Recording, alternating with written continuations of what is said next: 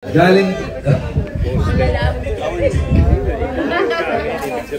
Yan, number 13. I love it. Keep, ano yan? Cha. Ha? 3-piece coaster. Gusto niya may bangs yung daddy. 24. 24, pag-guard ko yun. Kuya Mike? I love it. Tapos ang Bobby Brown ni Ate Dainty. Ayan na, baka utusan ni Madam Chair. What's that? Oh, number 24. Or you want keep?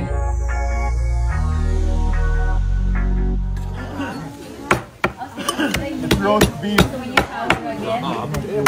Let's go, Tatay Val. Ano yan, Tatay Val? Masarap ba, Tatay Val? Hindi ko pa mahula lasa. Hindi naman pa kinakagat.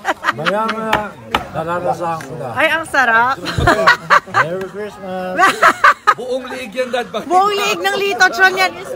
Galing kay Lito yan, kay Boss Lito. Uy, Boss Lito. No. Bakit naman? Bakit naman? Ayan na. May price to, di ba?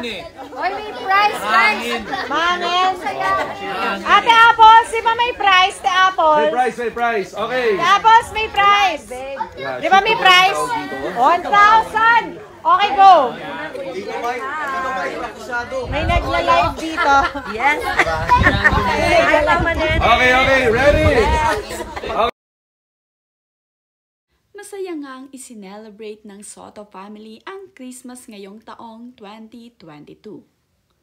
Tradisyon na nga ng Soto family ang magsama-sama sa tuwing Christmas. Masaya nga nila itong isineselebrate na magkakasama. Wala naman nga dito ang panganay na anak ni Big Soto na si Danica at dahil nandoon naman ito sa kanyang side ng asawa.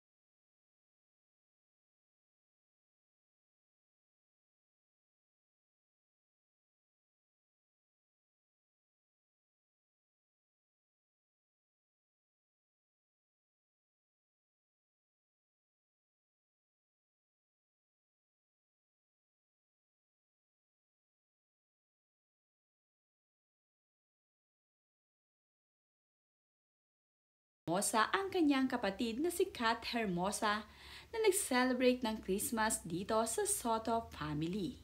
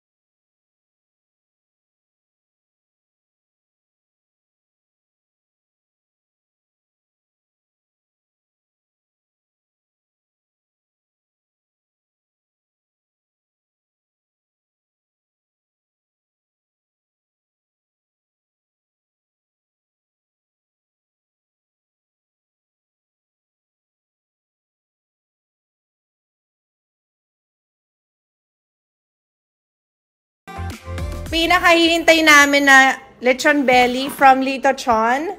May kasama pang suka na spiced suka. Ito yung handa namin for our Christmas dinner tonight. Andyan po yung aming Soto family. At ito pa, may lechon belly. Yes! Let's go! Wow, ito na yung sauce. Yung anak ni Oyong galing magpiano, di ba? Siya yung tumutugtog. May background music yung Lito Chon, ha? Bongga. Amen. Ang malutong siya. In fairness, di ba? Pwede pa siya, malutong pa siya. Ang sarap. Kahit kanina pa siya dumating. Ang sarap. Tsaka malasa. Ayan. Thank you, Lito Chon!